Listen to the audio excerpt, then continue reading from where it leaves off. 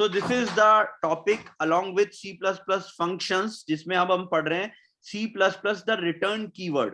तो जब भी हम फंक्शन, जैसे हम int main, जब हम मेन वाला फंक्शन को बना रहे थे तो उसमें हम int main लिखते हैं, void main लिखते हैं, इस तरीके से हम फंक्शन के साथ उसका एक रिटर्न टाइप हम डाल रहे थे अभी.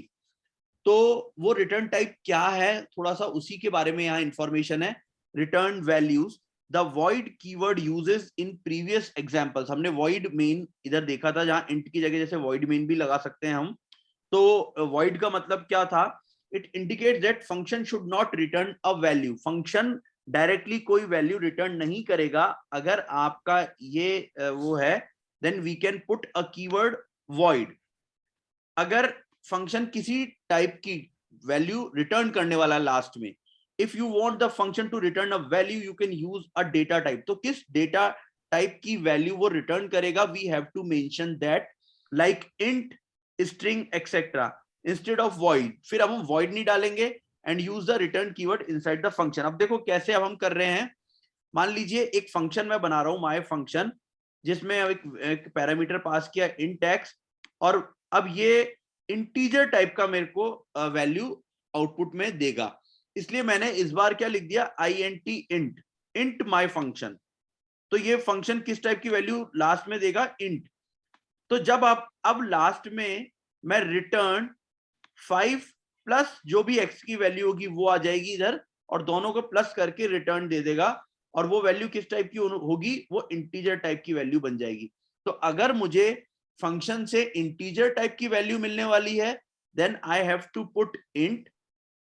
सिमिलरली देखिए, जब हम इंट मेन कर रहे हैं, लास्ट में हम बार बार रिटर्न 0 लिख रहे थे. तो what it means, function no doubt हो सकता है आउटपुट में हमें कुछ इस तरीके की चीज दिखाने वाला है, but still to satisfy this we need to write return 0. इससे क्या होगा, आउटपुट जो है, आउटपुट में हो सकता है जैसे हमें 5 प्लस 3, क्योंकि हमने यहाँ पे माई फंक्शन कॉल किया 3 के साथ, अब ये ऊपर जाएगा, 3 इधर असाइन हुआ, यहाँ पे 3 आ चुका है, 5 प्लस 3 हो गया 8. तो आउटपुट विल बी 8, और हमने साथ में इंट के साथ यहाँ एक रिटर्न 0 उसको सेटिस्फाई करने के लिए बता दिया.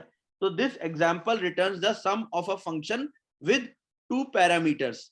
तो अब हमने यहाँ पे, अब जैसे ये 1 पैरामीटर का ऊपर एग्जाम्पल है, उसके हिसाब से ही एक और है.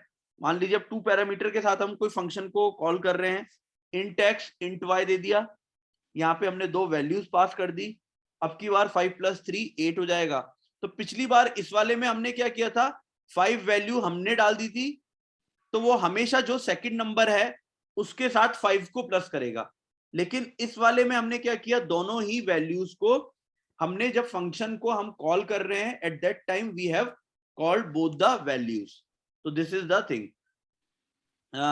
तो इस तरीके से हम फिर उनको आउटपुट में ले लेते हैं.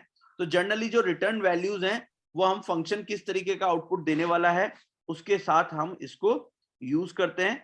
तो this is the return value.